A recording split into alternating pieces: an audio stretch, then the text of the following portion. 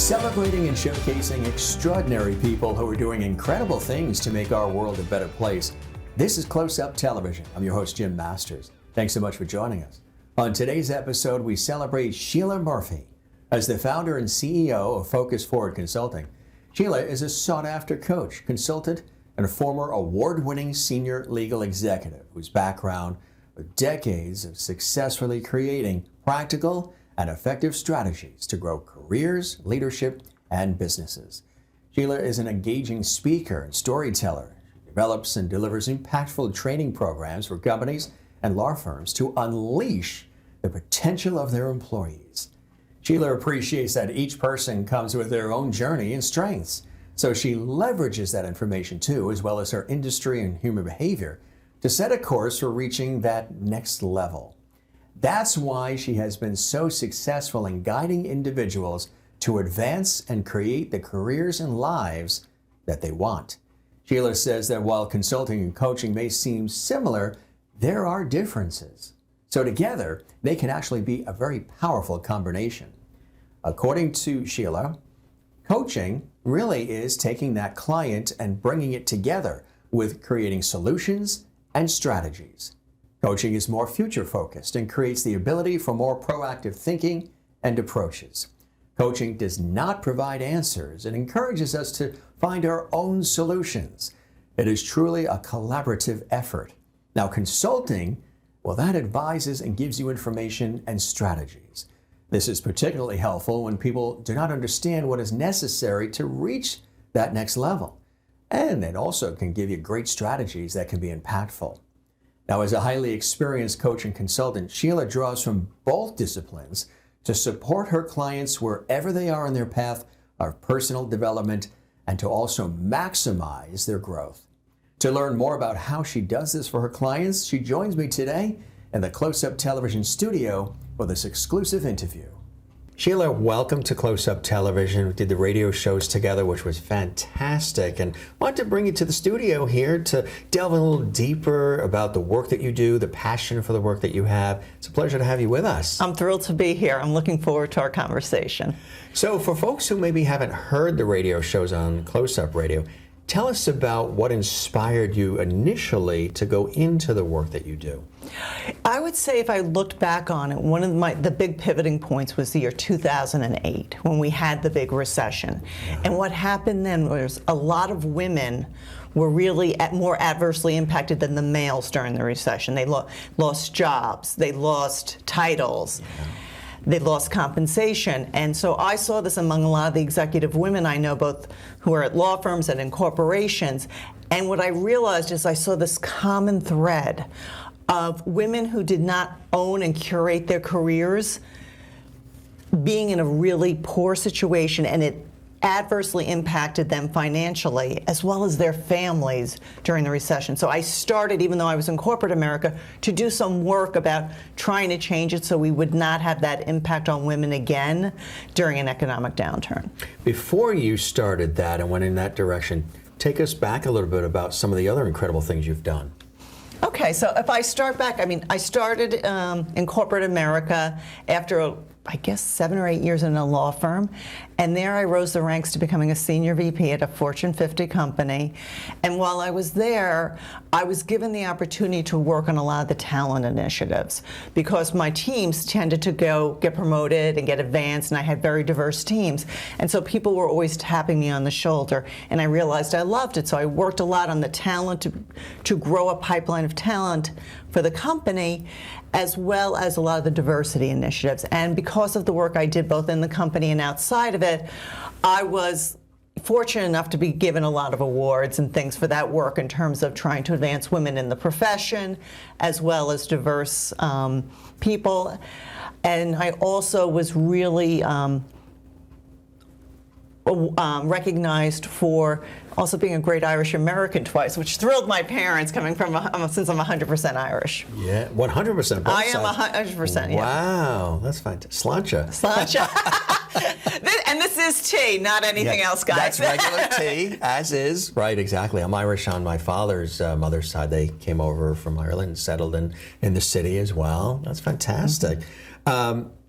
Forward Focus Consulting. How did you come up with the idea? I love the name too, because that forward movement and being focused, those two things are very important in business, just in life. How'd you come up with that concept? It's funny, when we're in a career, there's ups and downs. Everyone goes through it. Now and then we look at other people and we think, oh my God, they're just blessed and they don't have to do any work. But a lot of times things go wrong, or you realize you have to work on things. And sometimes it's not easy to maybe change a behavior or change a skill or a mindset.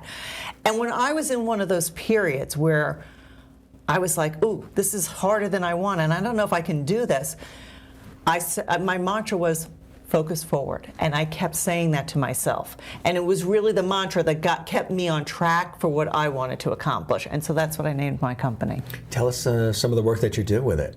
So my company primarily works with professionals and executives who are unhappy with where they are in their careers, and they want to get to the next level. Given my background in legal, I tend to have a lot of women who are lawyers, but I work with both men and women. What are some of the things, the common thread that you see where people get into that position of feeling unfulfilled or stuck, where they're not getting to the next level? Well, it's sort of twofold, I would say. One is a lot of people who are professionals go to technical schools. Like law school is technically a technical school. Right. As well as you have accountants who are really tooled in being accountants, or IT guys or gals who focus on technology. So they're really focused on this technical aspect of their jobs, and they don't focus on the other things. The communication. The soft skills, the power skills. And those things that get you to the next level. Because your technical skills get you so far, but as you're going up a company, or if you're at a law firm, people are looking for folks who can develop relationships, talk to the business, have a good, right. Networking is like the most critical thing you can do. And so one is understanding the rules of the game to get ahead and how you do it. But then, because we're so ingrained, those of us who went to, got our fancy degrees in our technical skills, our mindset is focused on them, and it's comfortable. And learning these other new skills isn't always so comfortable. So it's sort of changing the mindset of people to be more growth-oriented, to try to do new things, to be okay with a little failure and understand that it's part of the process. So those are sort of the threads. One is sort of teaching people, what you really need to do to go ahead, and then it's trying to change their mindset and behavior so they can do it. So are you working with individuals, groups, companies? How's it? All three. All of it, everything. So some individuals come to me, because they are looking to boost their careers, and maybe they're not getting what they need internally in their organizations. Then some people come to me, want to work, companies put people in my group programs. And so we have companies who will nominate people to work with me for 6 months or a year, either in a group or as an individual. And then some organizations bring me in to do workshops, as well as some programming for them internally to boost some of the skills of their employees and increase engagement. So initially, do you start out with an assessment? Do you sort of take a look at things and observe what's going on before you come up with the program, the idea, the suggestions? How does it work in the beginning? In the beginning, first you always have to listen to your clients and understand what they think their goals are. And you start by understanding where they want you to go, and then you have to listen to what they're saying and ask a lot of questions and dig deeper, because sometimes people think what they want is this, but if you ask enough questions, you realize that the issue is really Y or Z. And so by listening to what people want, then you can sort of personalize a program that's going to help them meet their needs. But I also believe, especially when I'm working with people on a long-term basis, sometimes things change. As you're going through, you do that initial assessment and you're asking the questions, and you think you have the answers of what might be hitting them in the mindset, or what are the skills and things that they need to learn. But as you go along, you realize, oh, this is really something, we're going to have to spend some time on this. So you have to be a little bit flexible and make sure you're meeting your clients' needs. You mentioned the different personalities. What if it is somebody who just isn't necessarily one who loves communicating and being in the forefront. They're more of a behind-the-scenes person. Maybe they are working in IT or they're an engineer. How do you work with them to get them to feel comfortable enough to express and network and connect and speak up and out? Well, I always start with my signature story, to be honest, which is the fact that when I went to law school, my dream was to be what I call an ostrich attorney. My head was going to be buried in the sand, AKA my desk, otherwise known as my desk. And while I was there, I was just going to do my deal documents, and I wasn't going to talk to anyone, and I was going to be really happy because I'm an introvert. I don't like talking to people naturally. It really was something that I did not want to do. I would not call a restaurant and cancel a reservation because I thought I would hurt them feelings. I was like a mess. Oh, you too? Oh, yeah. Way back before we had open table. Irish thing. Yeah. And so... Worrying about others. And, right, yeah. And so on my first day of work, and I was, got my dream job, and I was going to be this corporate lawyer, the managing partner of the office came out to see me, and he said, Sheila, they decided we needed more people who would go to court. And they selected you. And I was like, oh, what am I going to do? My mother paid for law school. She's going to kill me if I run out, which was my plan at that moment. And I stayed, and I felt like I was sort of an imposter during it all. And eventually, I was lucky enough to get into a corporation, and I thought, oh, I can breathe easy. Life's easy. I don't have to talk. I don't have to network. I can just do my work and go home and happy. And I was sitting at a meeting, and one of my peers got promoted, which wouldn't have been bad, but let's call him Matt. Matt wasn't a really good lawyer. And a lot of times, I would hear him speak. I'm like, no, I don't agree with that.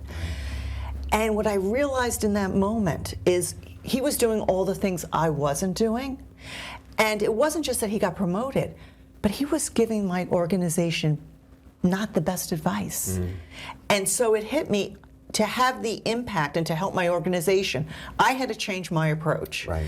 And so I taught, and I did. And by the time Matt actually left the company, he reported to me. So I start with the story when I work with people who are introverts, just say that you can do this, because it does seem like it's so impossible. And I'm not saying that I had that aha moment and at the next meeting I was a completely different person. Right.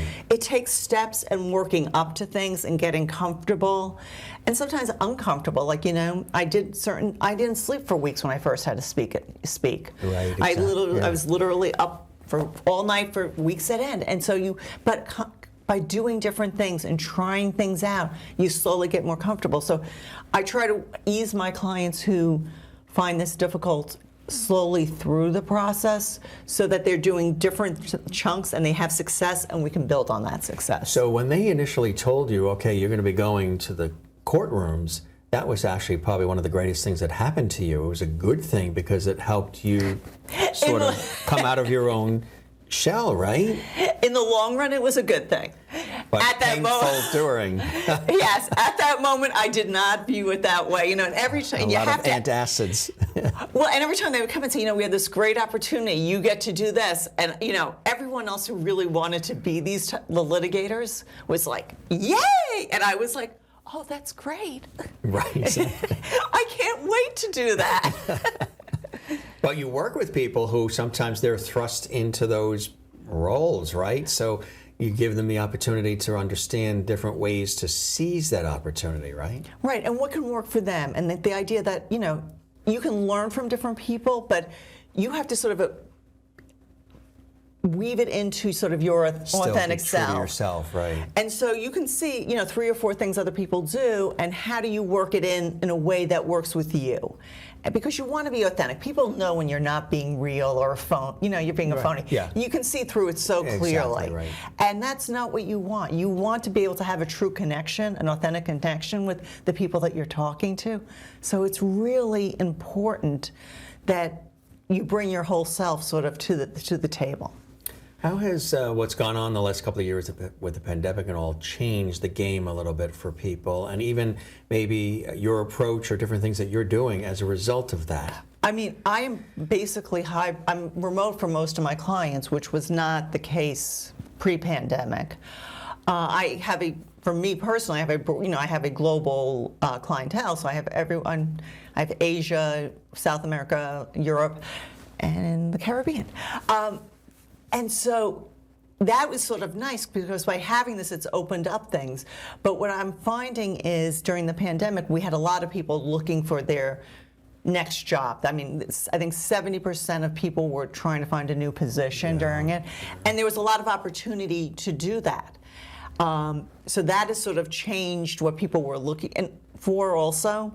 So there's a lot of movement. But I've also noticed that companies and organizations are looking more for leaders who can manage in a hybrid, which is very different than managing when the person is next to you.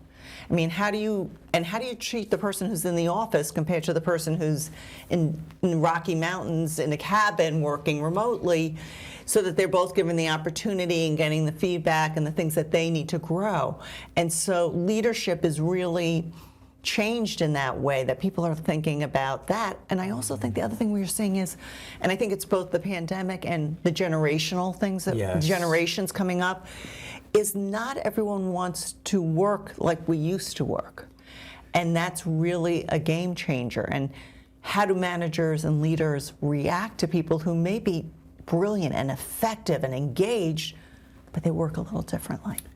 Right, exactly. A lot of them are putting family first, and they want to make sure that they are there in touch with their families, and it's really been a seismic shift, hasn't it?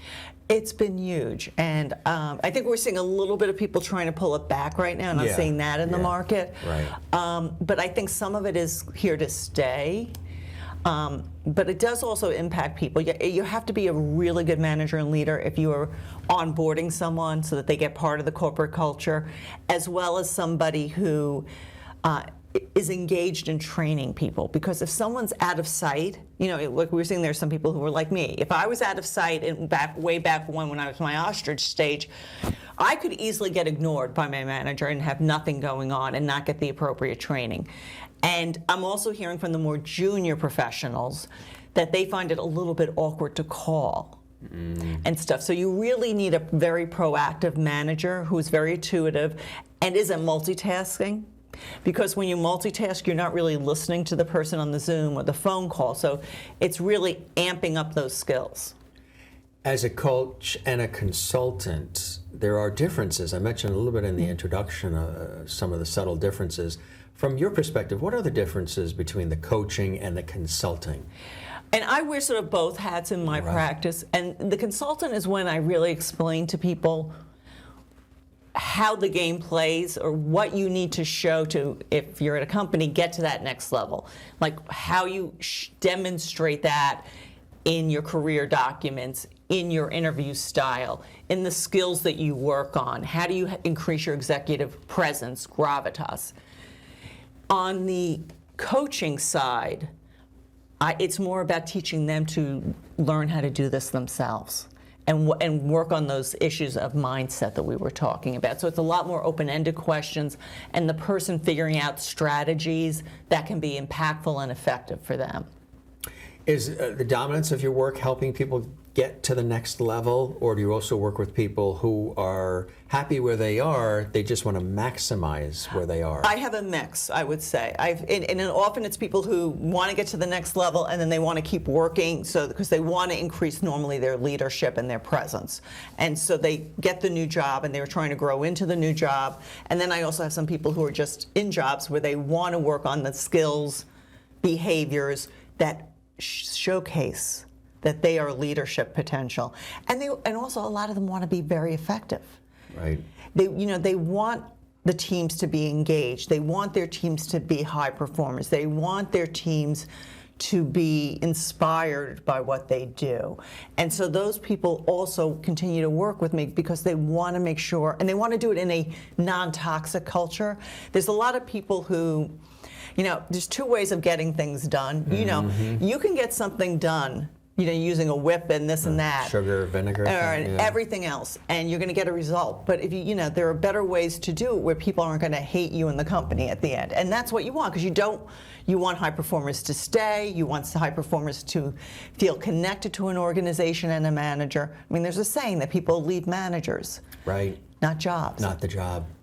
So effective leadership really is critical to the success of the organization, right? Right. And people now and then, yes, from my people who are in the C-suite that I work with to the people who are lower, really what they're trying to do is make their organizations more successful and to, bring shareholder value. But they're also looking at it that to be successful, you need to have an educated, engaged, and empowered workforce. The role of the leader has changed as well, and I think in a positive way. When you say, like you're saying, they want to be engaged, they want to inspire more, they're maybe more compassionate, empathetic, roll up the sleeves, more visible. They're not just the boss up in the ivory tower looking down at everything, checking in once in a while and then not around. There's a lot of hands-on and a more maybe appreciation of the team, the staff at all levels, which is a positive thing. Right. I think the best leaders realize that in certain ways they've gotten removed from doing the technical stuff. And so the best thought leadership comes from the people on the ground, and they appreciate those skills, that thought leadership that their teams give them. And by doing that, they get their teams more engaged and get better thought leadership and better ideas and more innovation and creativity.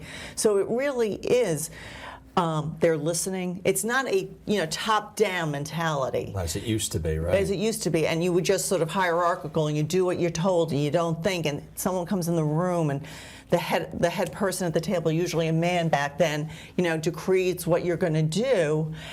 And meanwhile, the people who really are down in the trenches know that it's not going to work for X, Y, and Z. Right. So really what they've done is reverse that model, and it's led to more, I think, effective and creative solutions for organizations going forward. You also focus on working with attorneys as well. Tell us about that. Well, attorneys are a special breed. I am one, so I can say it. And it's great working with attorneys, but we're also people who went to law school, and our parents were, I come from working class background. My parents were so proud when I graduated law school. They were like, and it was Ivy League, like, oh, woohoo. So they were like, so we get this in our mentality that we are been so rewarded for our legal skills, and lawyers are also taught to spot issues and risk. And being taught those things can make us often overly sensitized to those things, which can be a bad thing in a business setting. So I work with a lot of lawyers, both on their soft skills, but also how to be a better business partner, how to develop, if they're at a law firm, how to develop a book of business.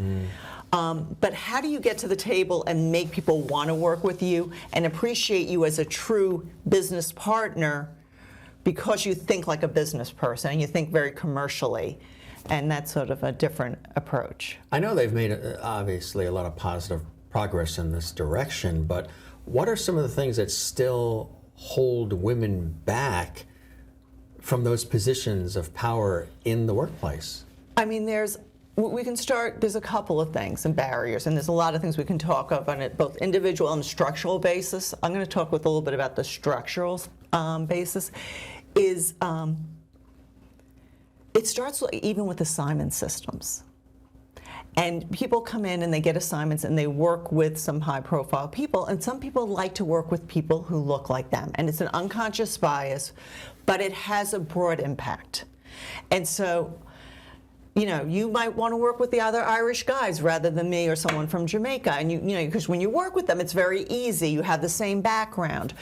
And so what happens through the assignment system, people get to know people like them, and they get them better assignments. And those better assignments and relationships are how you advance. So you start with sort of that, and none of it is intentional. So some firms in London have actually put in some more neutral electronic assignment systems, and they've seen women's bonuses go up dramatically. But one of the things you also want to think about are things like feedback. Women tend to get feedback on confidence and communication style. Men tend to get feedback on how the business works, how to get ahead. And that's a very different thing. And again, it's not intentional, but it does have an impact. And that's why you also have to look at performance assessments and how people are discussed. There are these places where unconscious bias comes in, and it does have an impact. And then on a personal level, I think the male leadership style has been, been upfront so much that it's hard now and then when you see a woman doing it, and sometimes we have tight ropes, like, if you're either too soft-spoken or you might be aggressive or the B word. It's a very different thing. So you're on this tight war. Am I being too passive or am I being this? And there's a lot of judging going on. So I think we're seeing a lot of progress. We're seeing some progress, not enough, in women getting higher roles, both in legal and otherwise. But the other thing that people haven't really dug into is the compensation.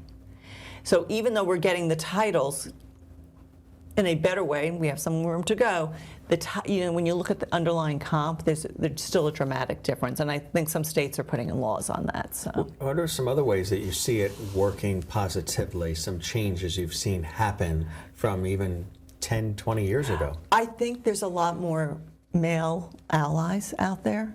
I think men have either had friends professionally who are women, or they have daughters, and they're more cognizant, and there's been more education about these things. So people, are thinking about, like, who am I working with and why did I, it's opening up people's eyes a little bit. So I think that's positive.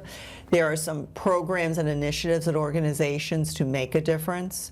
And that's why I said a lot of times I'm brought in by organizations to help women think about these things and how how the voice in their head might be impacting, what they take, the steps that they take. I mean, there was a study, has to do with medical students, not lawyers, but where the medical students, they do the rounds, and like the head doctor sort of throws out a question, and if they're really, one or two jump. When they found out women were not answering the questions, and it wasn't that they didn't know the answer, they just didn't like raising their hands.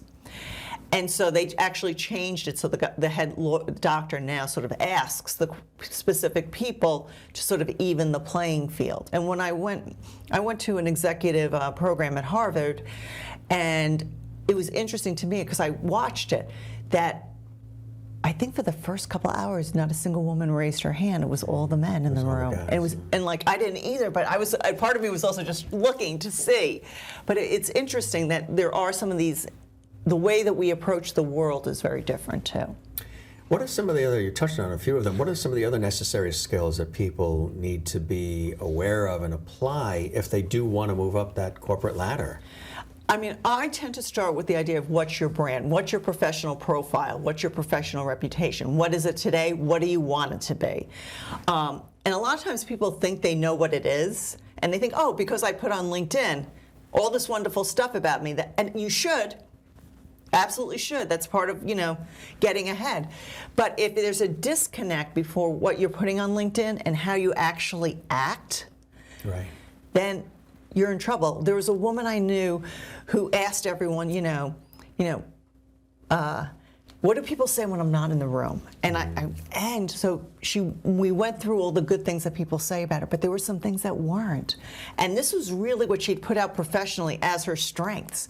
And so she had to take a step back and rethink about, one, how she was positioning herself, and two, whether she needed to actually sharpen those skills. What were the skills that were standing out in that way?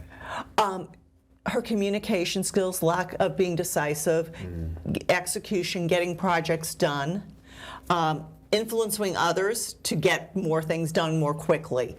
And so these were things that she then had to think about, okay, I'm going to work on some of this, but I also don't want to highlight this as the reason you should hire me, because if anyone talks to anyone, which happens the higher level you become, it becomes a problem. So I tell people you really need to work on that professional reputation and what you do, and then you also have to work on letting other people know through, speaking and doing other things. So that, I sort of consider that one great skill. We talked a little bit, about the networking. Right. And the other thing you have to do is ask for what you need and tell people what you need. And people hesitate. Are they afraid to do that? And I tell people, self-advocacy is a form of self-care. I mean, you can go to a spa and you'll feel great for a couple hours, and believe me, no one loves a spa day more than me. But by learning to advocate for yourself, it's a long-term self-care. Right. Do you help them do that? Yes. Especially if they're not necessarily that type of person. Yes. To speak up and to let people know what they need. I get a lot and of people who were going into meetings just being very reactive and ready to cower. And so the idea is, speak up for yourself. A lot of women were talking to me recently about a toxic work environment. And so we had to talk about how do you advocate for yourself and say what you need in a communication style to be impactful.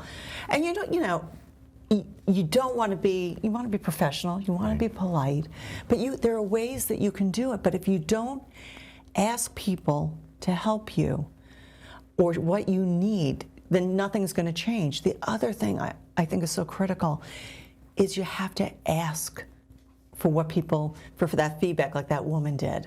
Because when you don't have information, you can't make effective decisions about your career. Right, exactly. So doing that as often as you can is invaluable, isn't it? Yes, and and not all feedback is equal. So you have to weigh it. You have to think about the person's perspective. But without that, even if you disagree with that person, if that person's in a power position that could impact your career, then you need to think about, okay, perception may be a little bit reality. What do I need to tweak? How do I want to approach this? And then you want to go back in and ask the person if you're making progress. Because, that's important too, because they know then that you took it seriously. Employee engagement also very important, right? Tell us why. I mean, if I leave an organization tomorrow, and I've had a nice impact, but if I leave an organization with a fabulous pipeline of talent behind me, that organization is stronger for me being there.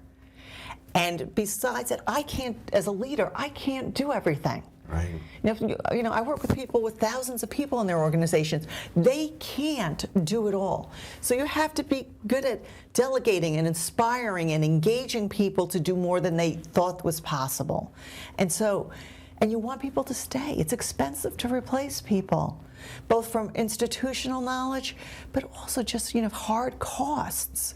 So employee engagement is real, it matters, and the bosses and the managers and the leaders that get it have much more effective teams that make a great impact on the organization. One of the things you do is you facilitate workshops and seminars too, which sounds exciting. Tell us about those and what happens during them. Well, I'm so glad that COVID is gone because it's in person now, which I know is ironic being that ostrich attorney, but I love being in person because there's such an energy. You don't still consider yourself an introvert, do you? I do. Really? Yeah. That's not the vibe that I feel. In my business life, not so much. With my friends I've known for years, not so much, but new situations, I still have mindset issues I'm working on. You're knocking it out of the park today. Well, that's why I feel like I can help people, because I've been there. I've done it. I know it's not easy. That's one of the key things is you're relatable for your clients. They know that you have lived this, walk the walk, talk the talk. There's a lot of people, that sell all these different things, but you are a real person who has been through it yourself and you've reached great levels of success, while also mentoring and showing others how they can do it too. That's a win-win for everybody. No, and it's great. And that's, to be honest, why I love the in-person work. You get more, and I actually, even though I consider myself, it's more energetic, you get more feedback. Yeah. I try to make them interactive with exercises, so it's not just lecturing. But the idea is to have where people end up with a lot of aha moments, where they get to the next level. And I gave one recently, and 3 women, reached out to me and said, and they reached out 3 months afterwards. Said, it was the best thing ever. We're still getting together to talk about the stuff that you helped us with in the workshop, and we're seeing such a dramatic difference in where our careers are going.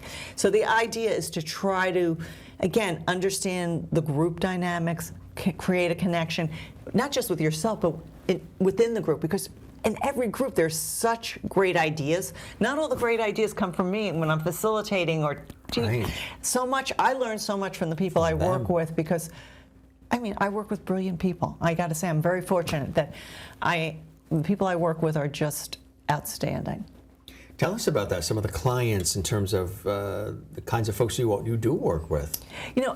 It's funny because I thought, I'm going to do a lot. It's going to be a little boring, a little bit of the same old corporate. But so many of my people are at different stages of their careers that everyone is different. And I did, like I said, with some C-suite or the level below people, either in terms of how to improve their effectiveness or get to the next level. Are some entrepreneurs as well? I have some entrepreneurs. One of my favorite clients is does an M&A shop in Paris, and so she's in sort of a different approach to her world. And then I work with some people who are like ironically in communications in corporate America, right? Yeah, and technology and accountants and other financial professionals in the finance organization who are trying to get to that next level, as well as the attorneys. But I've worked with some women who have just launched their own law firms. So I have a great variety, which I love because it makes every day different. And it's fascinating to me the things that I learn from my clients who work at startups applies to my people who might be at we call big law firms. And so you learn that, great ideas can come from different places and you can leverage them in different ways. Influencing people, speaking up, but also listening is crucial too, right? A lot of times some people may just constantly be speaking at, and not really taking the time to breathe and listen. I wrote an article or a blog, a year or so ago, on that listening is the most critical skill you can have as a leader. It's the foundation. And I learned this from a leader who didn't listen. I found he would walk into a room, and if anyone raised a different idea, he just shut it down and sort of proclaimed what we were going to do. And he had a team that was brilliant. But what he did by having this approach over time is he shut down the engagement. And no one raised ideas. No one bothered to throw something out that might add value because it wasn't appreciated and valued. And so what you did is you were paying all this money and salaries and compensation and benefits to people, but you weren't getting the benefit of what they brought to the table. And so I think it's really important that you learn to listen. It also helps you when there are disagreements and conflict, resolve it. When you understand where the other person's perspective is coming from, that's when you start having a dialogue and you can come to a creative solution. If you're not listening, you're standing still. Only through listening are you going to be able to move forward. Could you repeat that? I missed a few. No. I was going to say, as you're saying it, I'm like, what did I say? My mind was sort of all over the place. What if you have somebody who is on the other side of introvert? They are a very perky, enthusiastic, bubbly personality. I mean, they were the one in school that was the most popular and all of that, and they just come in and, like a bull in a china shop sometimes, just boom, here I am, let's start the party. That could sometimes work negatively too, right? You have to temper that a little. You also have to understand if you come in so high energy, and so one, people, there may be a credibility gap, and two, it may turn off some people. Right. And you need to sort of need to understand how your team reacts, like what type of personalities they have, because you want to flex a little bit. Right.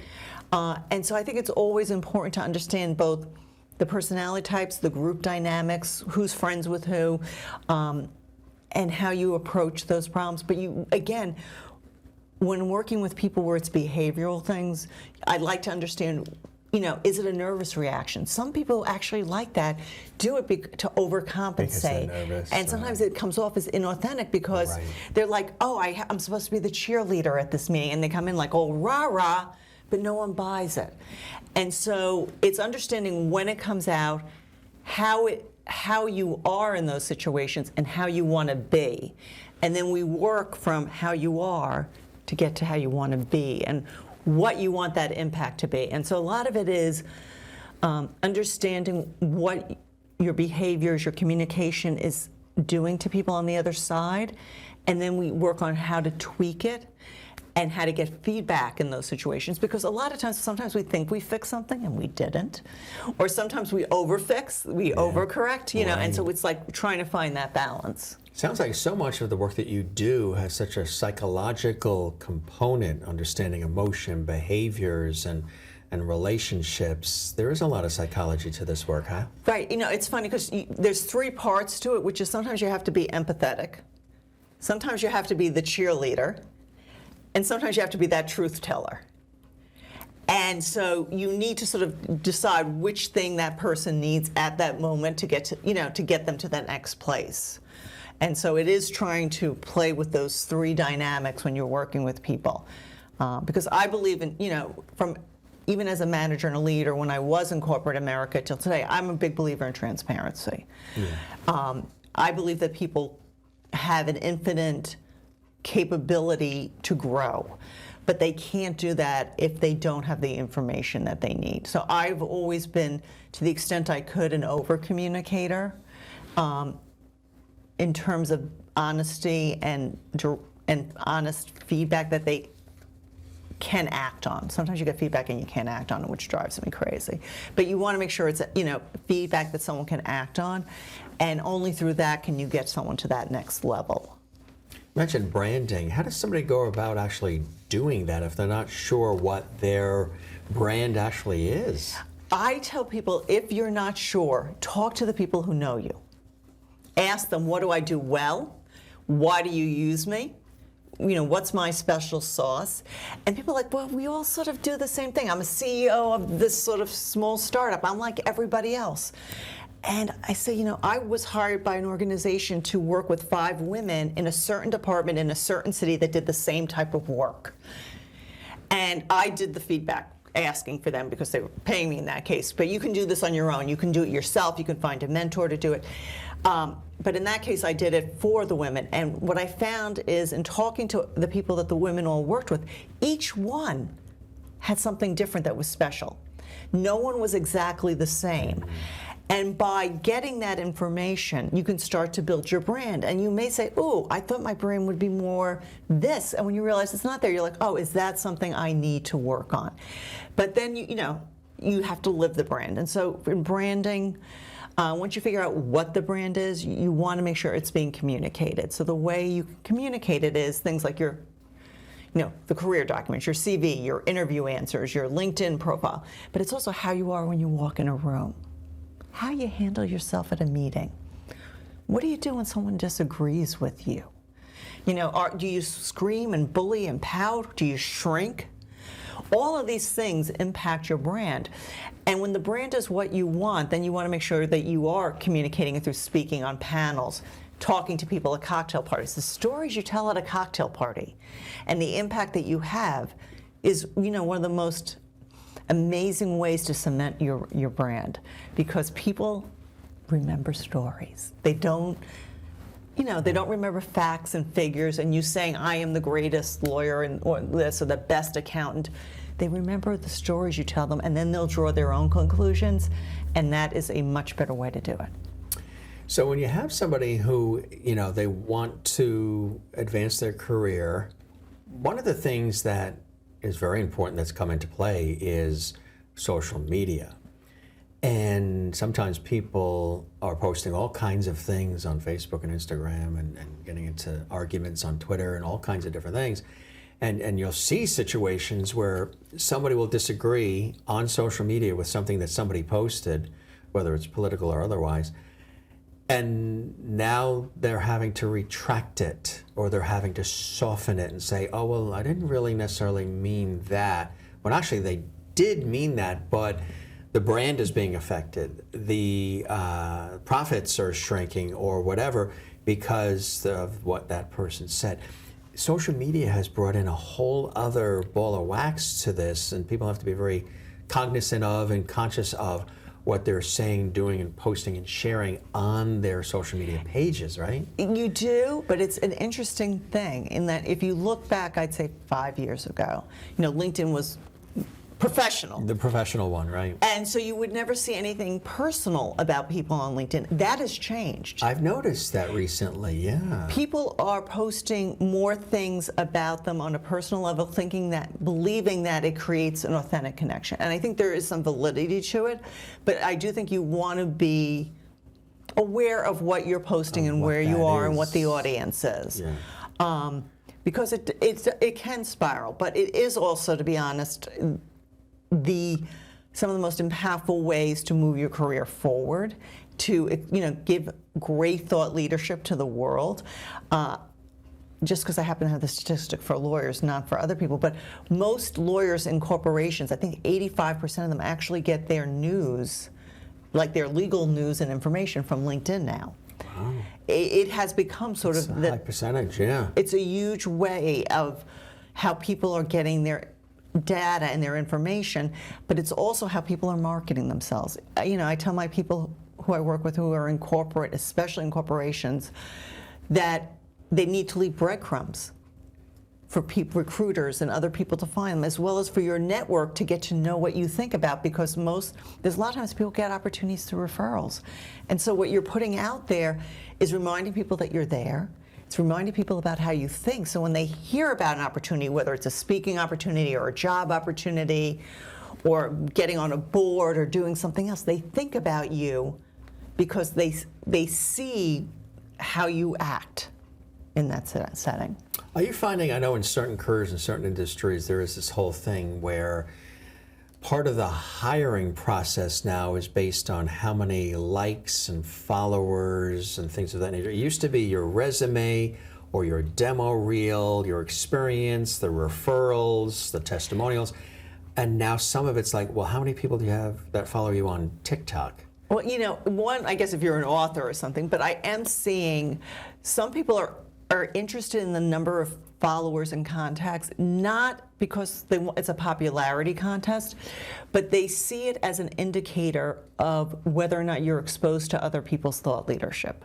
It's the same reason why for high-level positions, like C-suite positions, you're often asked, who's in your network? And the reason you're asked is not they don't care that you know X, Y, and Z. They care that you're being exposed to new ideas and new thought leadership that you can bring back to the organization to make it stronger.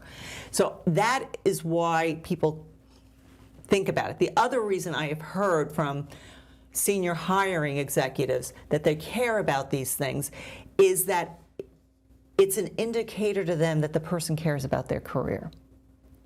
And they want people who care about their careers in their organizations, and they believe that they do care about their careers. They will care about the organization, they will care about their employees, that they're focused on development. And so it's, for them, an indication. It's not why I would hire you, but it gives them it confirms maybe I should bring that person in. And it shows the interactions with people and communicating, and right, which is very important as well. We are in a time of economic uncertainty. What are some other tips, other things that people should be wary of, especially with their careers? It's tough. I mean, when things, I was talking to one woman where she's at a tech company and there's going to be a 50% layoff soon, this week. And it's difficult. So what I tell people is you really cannot control the decision process that much. But you want, to the extent that things are a little rocky or uncertain where you are, first, you don't want to give them any reason to make their job easier by selecting you if there's going to be layoffs. You want to be coming in, you want to be professional, you don't want to be the person hanging out at the water cooler. You want to know what's going on so you're on so you can make some good decisions, but you don't want to be considered to be a rebel rouser. You want to be focused on your job. So that's number one. Number two is you really need, to the extent we were just talking about your branding, you want to dust off your branding. You want to look at it. Is everything up to date? Are my career documents as up to date and effective and as impactful as they can be? And again, that to me is your LinkedIn profile, your CV, and I also recommend, and I work with people on this, interview answers. Like we have a series of interview answers we work on so they readily have stories available for when they're being interviewed. So look at those, make sure they're strong, impactful. Is there anything you should add? Second is start heating up your network. You know, a lot of times we've been really busy and we start to focus on the work. And I think with the adjustment to being hybrid and sometimes remote, our people have their head down and they haven't been networking as much. And I'm noticing in New York that unless you have an event that is what I call a pants worthy, you're not getting the attendance you're used to at networking events. It's important that you start to heat up your network if you feel you're in danger, because you want to warm people up in case you have to go talk to them about, I'm looking for a new opportunity. So those are the two most critical things, I think, in a time of economic uncertainty. We're seeing a lot of people that are gig workers too, freelancers, independent contractors. A lot have gone in that direction as well. How has that changed the game? You know, it's interesting, both good and bad. I think because you're seeing more gig people or people wanting to be consultants or whatever, you know, coaches or whatever that may be, that you have to think ahead before you do it. People think, oh, I'm going to quit my corporate job and I'm going to just do this and it will all be there. You have to think ahead of time. Like I said, I work with a few people who have started their own companies, their own businesses. And you have to think about, do I have the bank? First of all, do I have a bank? You know, do I have money in the bank? Can I fund this? Because it's not like you hang out a shingle and everyone starts coming in droves and you're turning away business. Right. It takes time. So you want to be thoughtful about it, make sure you have money, talk to people, use your network to learn, and then put as much in place as you can before you start doing it. Because the gig economy is great, but as I say to people, I think we were talking earlier, I spend half my time coaching and half my time on marketing, you know. Right. And that's because that's how you bring in clients. And so when you go into these new gig worlds, you need to think about that as well as like you're not having the benefits you did. So you have to do some thought on that also. Working with mid-level and C-suite board members and more, how does it differ, you know, the approach with each level of the organization? It depends, you know, sort of what their experience is. You know, for some it's more teaching about how you get to that next level. For some it's changing behaviors and skills. And then for some of the more senior people who've been at, you know, sometimes I was at my last organization, I had a pension. So I was there for a long time. And if you're at an organization for a long time, you may not know what's the latest thing, like how do resumes look now? How should I be selling myself? How do I do this? You know, I've worked with people who said, I never had to interview for a job. Jobs just came to me through my reputation, and all of a sudden they were C-suite at an organization that went through a change, and they're now looking. And so in that case, it's how do we refresh and, you know, bring you back to life, because it is a new time. Do you come across people, too, who have been thrust into the leadership role, maybe just because of osmosis or things have happened, but they don't necessarily want to be the leader? No, it's a big problem. You know, to be a manager and a leader, you have to want it. And I have seen, because if you don't, you're ineffective and it hurts organizations. It will kill the team. And I've seen so many people who were awful managers have such an adverse impact on an organization. But the second thing you see is organizations selecting managers and leaders based on technical skills. So you're the best IT person on some issues. So they're like, we're going to promote you to manage all the people who do this. Well, that might be great. You might know technically how to get things done and how to think about solving technology problems, but you don't know how to manage and lead a team. And half your team is in some other country, and you don't know cultural acumen or how to communicate with them. And so when you put people in place and you promote them for the technical skills without giving them support to develop the managerial leadership skills, you're actually setting them up for failure. Not just them, but that organization that they're a part of. What are some other exciting things that you're working on that you see incorporated into the work that you do? I'm seeing a lot of people thinking about wellness and mental well-being during this, and I think that's a dramatic shift in corporate America, and it's a good thing, because I think we were so used to doing that top down and you just took it. And what we're seeing is the impact that it has on individuals. And guess what? It doesn't make them better employees. And so by focusing on people's mental health and well-being and the fact that people may work differently and in different ways, it's really bringing a whole new type of talent. But again, you have to have managers and leaders who understand the mental health aspects of this. And I think the one thing that came out of COVID is I think we are much more cognizant of it, and that people are investing in it. So even though I'm working sort of on career stuff, I will see I'm part of a bigger corporate program where then they're having a workshop on, on mindset or well-being or how to energize and how to, bring your best self to work. So they're thinking about the holistically about the people, and when you do that, one, you create a connection between the organization and the employee that benefits everybody. And then on the other side, what you see is people who are just healthier. And when people are healthier, they're better employees. When people are just working and working, there's no creativity. People need space and time to renew, regenerate. And so that is important that companies and managers appreciate that and not are just like, I don't care. Right. Just get it done. I don't care what you have to do.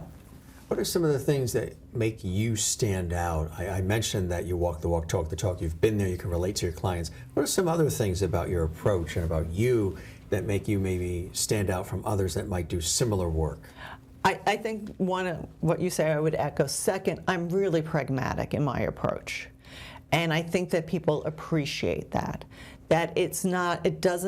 and it's broken into pieces that they can take and they can start to work on. So it is a very approachable. You see sort of where I'm going with it, and they're seeing the results. The other thing we also hit on is I'm your best cheerleader. I will find, if I have a connection that can help you, I'm going to do that. And I'm going to introduce you to them and hope that that person can also share some wisdom with you.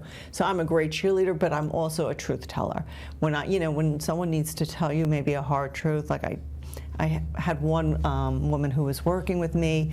She was mid-level corporate manager leader, and she kept getting passed over. And she actually started working with me with the hopes of getting to the next level in her organization, and it didn't happen. And I said to her, do you think it's ever going to happen here?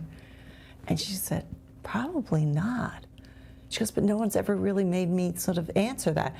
And so what we did was I said, yes, we're still working together. Let's try some other places. And she ended up with 2 job interviews with 6-figure increase in her overall comp, like within weeks. And it was just sometimes someone needs to tell you the things you need to do, or they'll tell me how a meeting goes. And I'm like, you know what, let's maybe rethink how the approach is. And people appreciate that honesty. Why do you love this work so much? You're obviously very passionate about it, you're expert, knowledgeable, all of that, but there's a real enthusiasm and thirst you have for this work.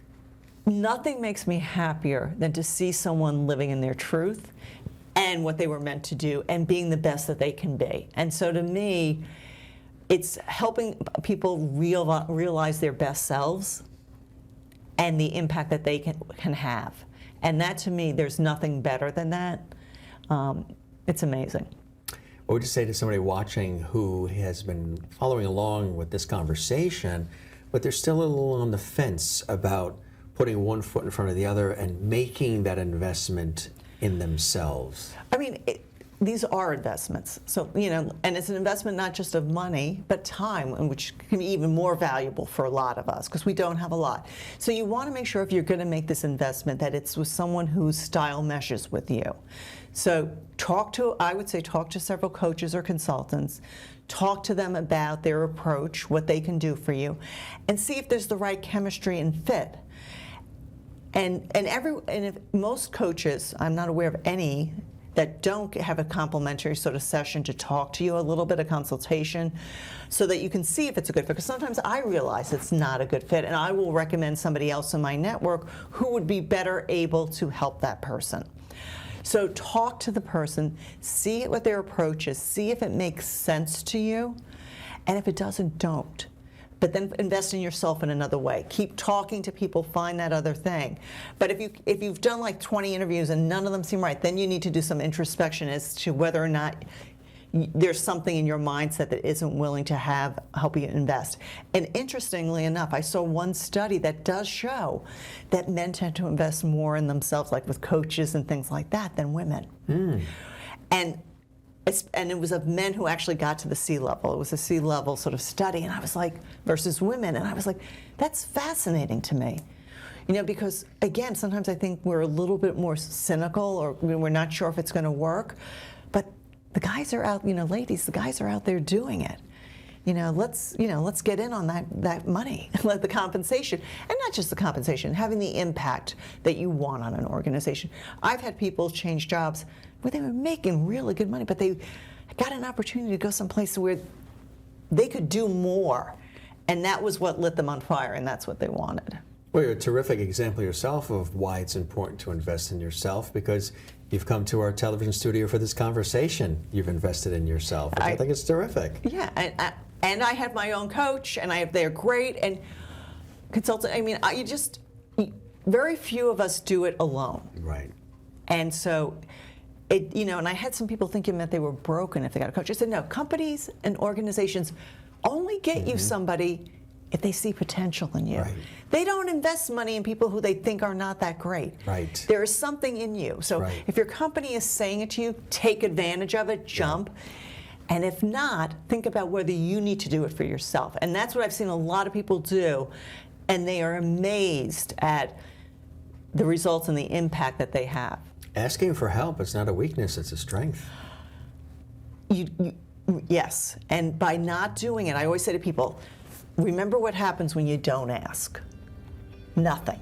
That's right. Or the same thing, and that wasn't working, so something has to change.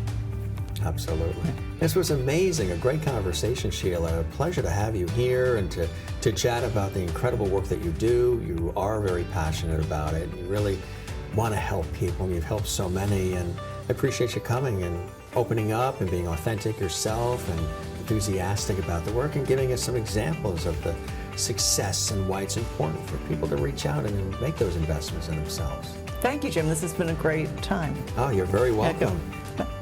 Continued success to you as well. You also. Sláinte. Sláinte.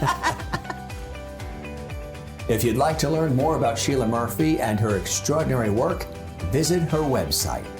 For Close-Up Television and Radio, I'm Jim Masters. Thanks for joining us, and we'll see you again next time.